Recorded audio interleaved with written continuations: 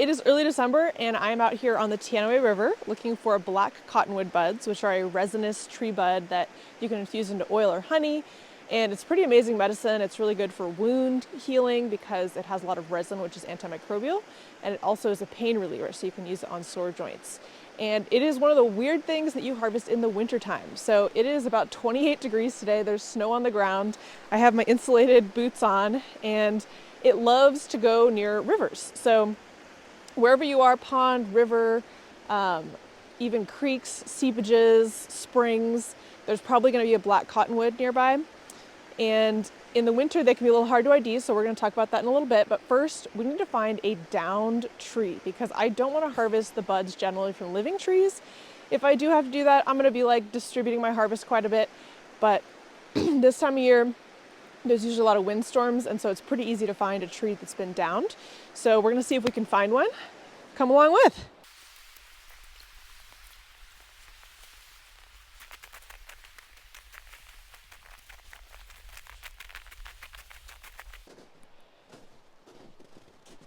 So you can see all of the giant cottonwood trees over there. They kind of look really dark compared to the gray sky. They're going straight up. They have a lot of branches. And there's also a lot of these are really young ones as well in the foreground. So we have a lot of different ages going on because this is a riparian area. But let's keep going because I think I see one. I found a downed tree, super exciting. Looks like it has been downed maybe by some type of water event from the river. It's a younger tree, but it has a lot of buds, so this is pretty exciting. Before we get into harvesting though, let's talk about ID. So black cottonwood, there are lots of different types of cottonwood in the world. In the Pacific Northwest, we have black cottonwood. And one of the things I look for is actually, the leaf. And black cottonwood leaves can be a lot of different sizes, but they're usually on the ground when you're harvesting. And they're a little bit heart-shaped, but like not too much so. And they actually have a white back as well. They're pretty moldy this time of year, but in the fall they turn bright yellow. Another thing I like to look for when I'm IDing cottonwood is what we call leaf scars. And the leaf scars on here kind of end up looking like knobbly fingers, and they're going to be a lot more severe on older trees. This one has only a couple of leaf scars, and that just means where the leaf stem was attached in previous years. It kind of makes it look a little bit knuckly on things like this.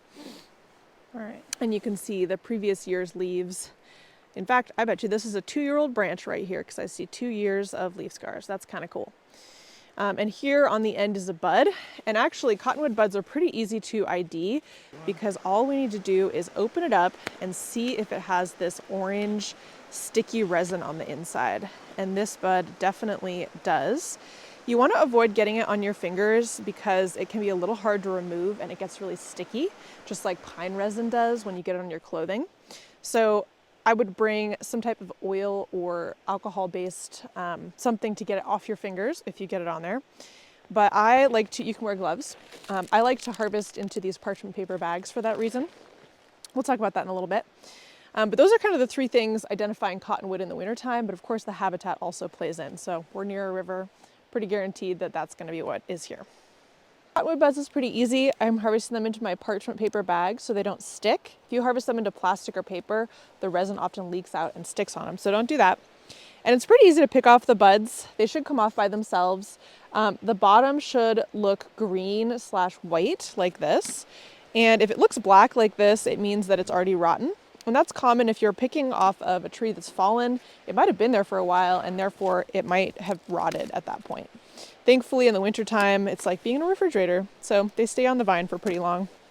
And because this is a downed tree, I can harvest all of the buds from it. And so I'm just going to take my time to pick each one. And it is kind of a time-consuming harvest. So I'll see you on the flip side.